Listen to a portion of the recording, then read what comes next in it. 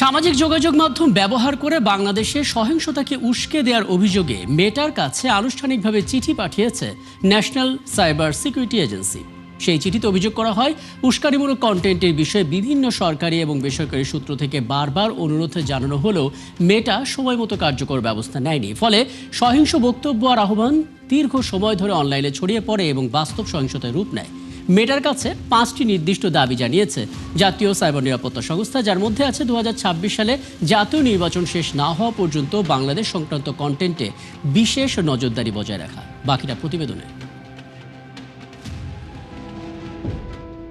চলতি বছরের আগস্ট মাস পর্যন্ত হিসেব বলছে বাংলাদেশে এখন মোট জনসংখ্যার প্রায় 41% ফেসবুক ব্যবহার করছেন। সংখ্যার হিসেবে প্রায় 7,33,00,000-এর বেশি ফেসবুক ব্যবহারকারী আছে বাংলাদেশে। এই বিপুল সংখ্যক মানুষকে বিভ্রান্তি আর উস্কানি দেওয়ার জন্য পরিকল্পিতভাবে ছড়ানো হচ্ছে গুজব।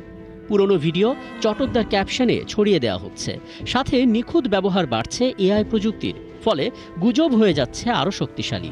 এই বাস্তবতায় ফেসবুক, ইনস্টাগ্রাম, হোয়াটসঅ্যাপ এবং থ্রেডসের মতন প্ল্যাটফর্মের মূল সংস্থা মেটার কাছে আনুষ্ঠানিকভাবে চিঠি পাঠালো বাংলাদেশ। ন্যাশনাল সাইবার সিকিউরিটি এজেন্সির পক্ষ থেকে দেয়া সেই চিঠিতে উল্লেখ করা হয়, সাম্প্রতিক সময়ে আন্দোলনের এক গুরুত্বপূর্ণ সংগঠক ওসমান হাদির মৃত্যুকে কেন্দ্র করে সামাজিক যোগাযোগ মাধ্যমে প্রকাশ্য সহিংস মন্তব্য এবং উস্কানিমূলক পোস্ট ছড়িয়ে পড়ে। এসব পোস্টের পরপরই দেশের দুটি প্রভাবশালী সংবাদ মাধ্যম দ্য ডেইলি স্টার এবং প্রথম আলোর স্থায়ী কার্যালয়ে হামলা, ভাঙচুর ও অগ্নিসংযোগের ঘটনা ঘটে।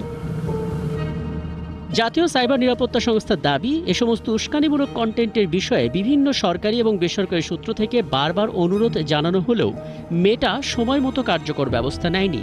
ফলে সহিংস বক্তব্য আর আহ্বান দীর্ঘ সময় ধরে অনলাইনে ছড়িয়ে পড়ে এবং বাস্তব সহিংসতায় রূপ নেয়। চিঠিতে মেটার ভূমিকা কেবল প্রযুক্তিগত নয়, বরং জনস্বার্থ ও সামাজিক দায়বদ্ধতার বিষয়গুলোও উল্লেখ করা হয়। মেটার কাছে 5টি নির্দিষ্ট দাবি জানিয়েছে জাতীয় সাইবার নিরাপত্তা সংস্থা।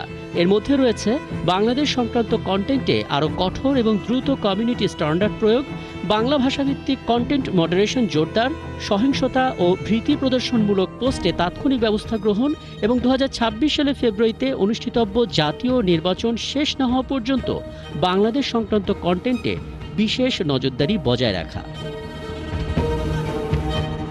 চিঠির শেষে বলা হয়, আগামী নির্বাচন দেশের গণতান্ত্রিক ভবিষ্যৎ, নাগরিক অধিকার ও দীর্ঘমেয়াদী স্থিতিশীলতার সঙ্গে গভীরভাবে জড়িত। এই প্রেক্ষাপটে শান্তি রক্ষা, গণমাধ্যমের স্বাধীনতা সুরক্ষা এবং আরও প্রাণহানি রোধে মেটার দায়িত্বশীল ভূমিকা প্রত্যাশা করছে বাংলাদেশ সরকার। রাকিব হাসান, ৭১।